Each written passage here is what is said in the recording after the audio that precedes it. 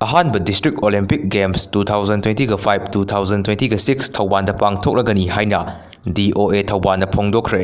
नोंमैबोम की मखोन ताद्रगा इंगतप हंजिलकले हाइरकलिबसी मरम चादे नंदो लुवांग एन बिरेनगिनी हाइबो ऑडियो टेप की मतंगदा सुप्रीम कोर्ट करीगी रिपोर्ट थेंगथरिबनो चुरचानपुर सही तरा खक्तंगारिबी नुपी मसा अमदा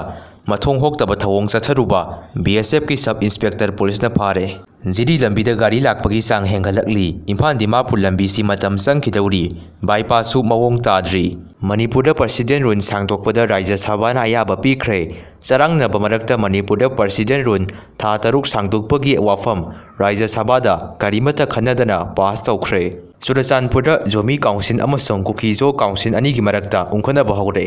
उत्तराखंड क्लाउड बर्स्ट मरम ओइदुना मियोय मंगा सिरे यांखै हेना थीब खंगद्री क्वा पाम्बी की मकुन प्लेट अमसुंग चमच सादुना पुथोकप ngamle सेनापतिदा न लोकल अमसुंग नन इंडिजिनस रेसिडेंट्स सिंगे डाटा कलेक्शन हौख्रे।